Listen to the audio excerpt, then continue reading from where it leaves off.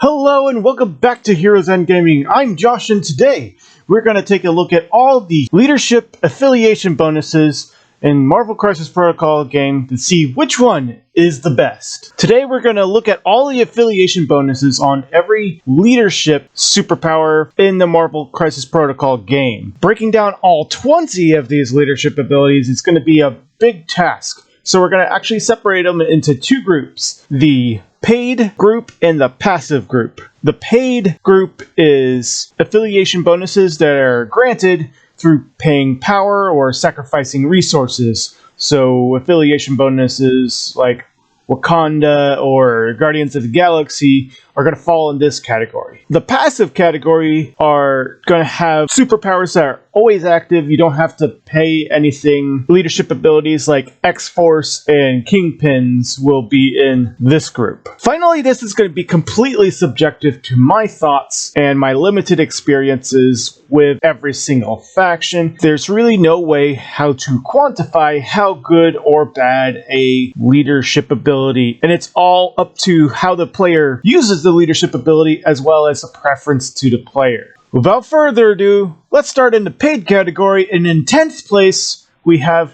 XMen Blue Team affiliation bonus, which is on Cyclops. The reason why this is in 10th place is it's kind of super situational. It basically discounts a character's spender by allowing other characters within range 3 of that character to spend 1 power each to make it 1 power cheaper. It's only once per turn, so you can't even do this multiple times to get 2 discounted spenders off. For that reason, it's in 10th place and probably last place in the entire Marvel Crisis Protocol. In 9th place, we have Winging It for the Guardians of the Galaxy affiliation on Peter Quill. Since the new FAQ for rerolling dice, the cost has to be paid right after you roll the dice. You don't have a 100% understanding of what you need to reroll. And this is burning a tactic card for getting 3 Winging It tokens to reroll up to 2 dice per Winging It token. You're kind of burning 2 resources here. First off is your precious tactic cards. And second off is you only get this 3 times on 1 character per round. And in 8th place, Oscorp Weaponry, the Spider-Foe affiliation attached to Green Goblin. So while this still could lead to a no-effect reroll, you still have complete knowledge of when you need to spend this superpower if you want to use it or not. It is once per turn, so you can only do this on 1 attack per character activation. And in 7th place for the paid category, we have the King of Wakanda himself for the Wakanda affiliation, Black Panther. With the new FAQ ruling, that means that you have to spend the 1 power to reroll 1 die immediately after rolling the initial dice. While for defense and dodge dice, it's not incredibly terrible because you kind of get a general gist of what your opponent is throwing at you. Attack rolls are still really rough, spending even 1 power for a possible no effect or just to have the extra hit be nullified anyway. And in 6th place, we have King of the Inhumans, Black Bolt for the Inhumans affiliation. Well, at first glance, this doesn't look like the best affiliation in the game, which it's really not. It is essentially a mini R&D every turn where you can kind of shuffle around 1 power off of your characters within range 3 to another character. While this doesn't give your characters any innate bonuses, it does allow you to activate certain superpowers that would be otherwise turned off turn 1 or possibly 2 to really get a really impactful punch. And in 5th place, we have Mystic Empowerment for the affiliation for the Defenders on Doctor Strange. This is not a bad leadership ability. It is once per turn, so you're limited to once per activation, but it allows one of your attacks to target a character's weakest defense. On top of that, if it deals damage, you force the Hex special condition on the opposing character. This does 2 things: allow your attacks to be more efficient. It does have a weakness to characters that have a uniform defense profile, but also it's a little gambly with spending the power if you can push through that damage, guaranteeing the Hex condition. And in 4th place, we have the Friendly Neighborhood Spider Team of the Web Warriors affiliation on the Amazing Spider-Man character. So this is an ability that allows you to guarantee the slow condition on an enemy character within range 2 of one of your characters. It is once per round, so you either give an enemy character the slow condition, or you could be placed within range 1 of that character that is already slowed. So this can actually affect half of your roster unless you have ways of handing out the slow condition through your character's kits. This is a huge mobility boost as well as a guaranteed condition spread. And in 3rd place, we have Freedom Force of the Brotherhood affiliation on Mystique. This is a really great leadership ability for objective-focused play. Essentially, it gives you a free pickup as long as you have the power to initially spend on it, you get that refunded.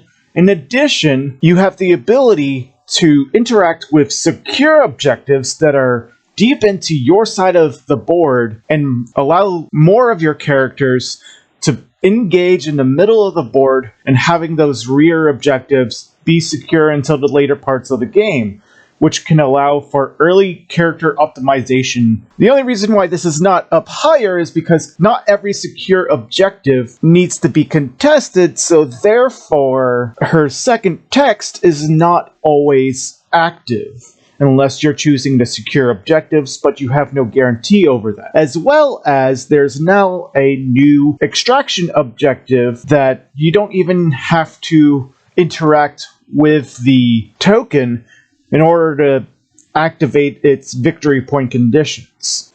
And in 2nd place for the paid category, we have the Prince of Asgard for the Asgard affiliation on Thor.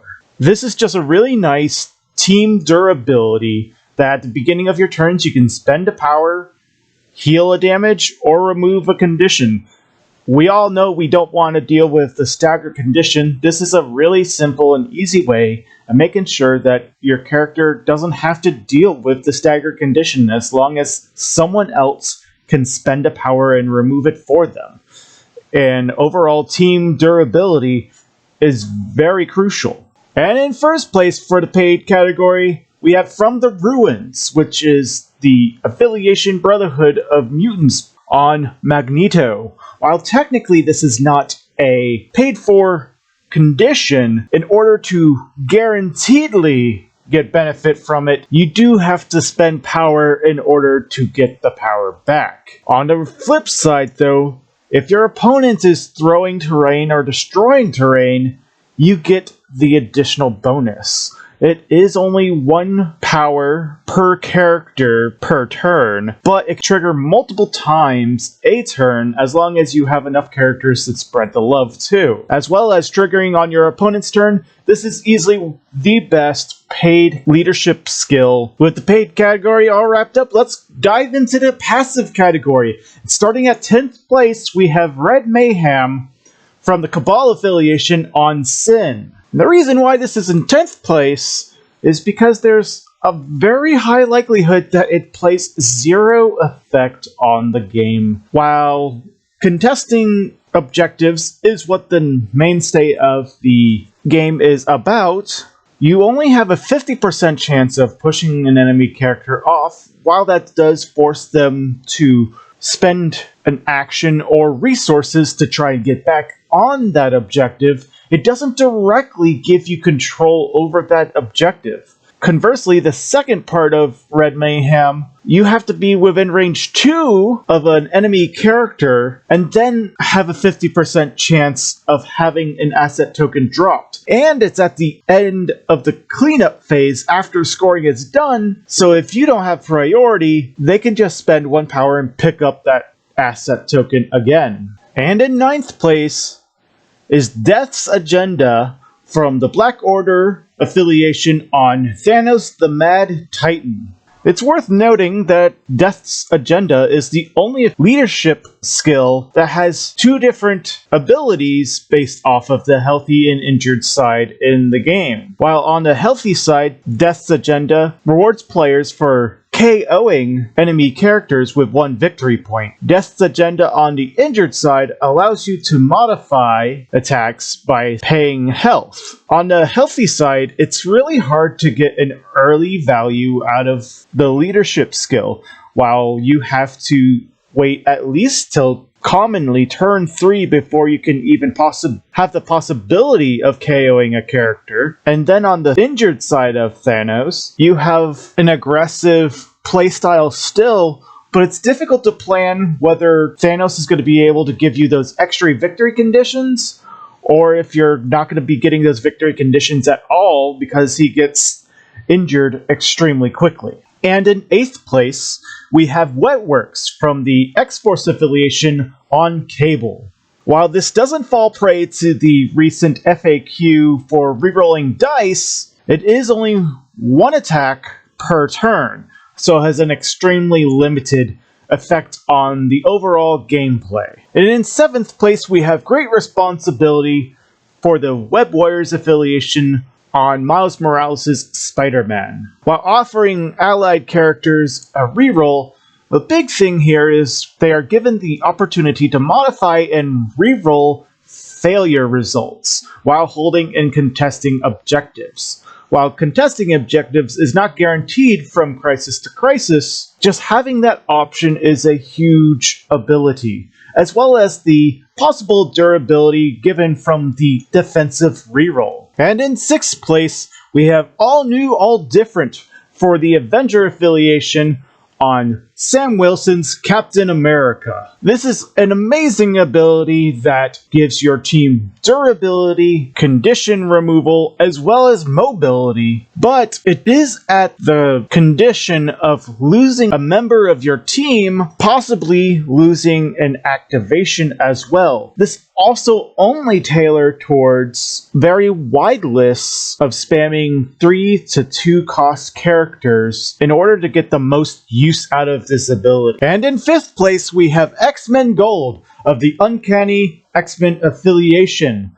on Storm. This is a great ability that basically allows all of your characters to gain cover as long as they're not within range 2 of the attacking character. On top of that, they get a once per round ability to teleport. It's a once per round mobility, and with the cover, how it works, it's almost a guaranteed block every single attack. And in the 4th place for the passive category, we have Illicit Network for the Criminal Syndicate affiliation on Kingpin. Of all of the leadership abilities, this is easily the best objective-focused one, allowing your healthy characters to count as 2 for contesting objectives, as well as spending 2 power to move asset or civilian tokens to another allied character within 3, can easily allow you to score certain extraction objectives or gain more punch from the hammers. The only downside is that it's only the passive 2 characters is only for contesting objectives, which cannot be relevant in some of the crisis cards. And in 3rd place, we have is Defenders of Arcadia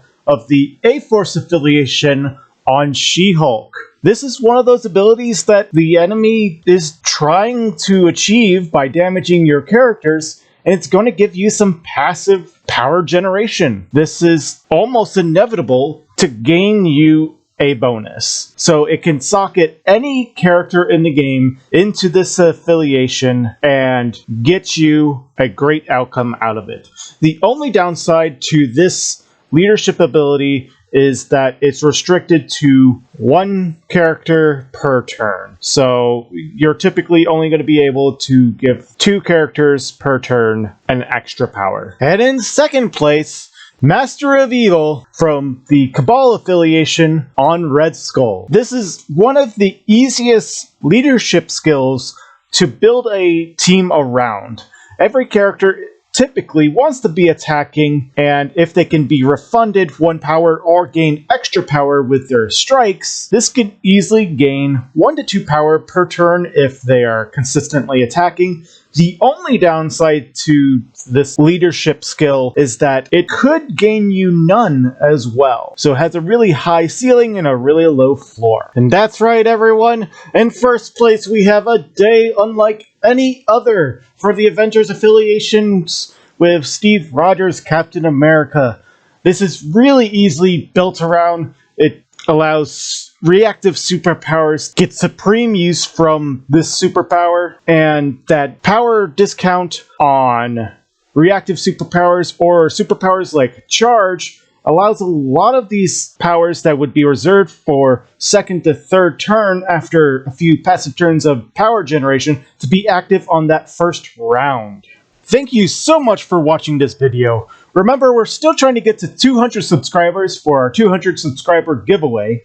All you have to do is subscribe to the channel and leave a comment on this or one of my videos. Maybe leave a comment of where you think some of the leadership abilities should have gone, or if you think I nailed the list. If you'd like to support the channel, consider doing so through buying me a coffee, or for additional giveaway entries, support me through Patreon. Until next time, I've been Josh. Happy gaming.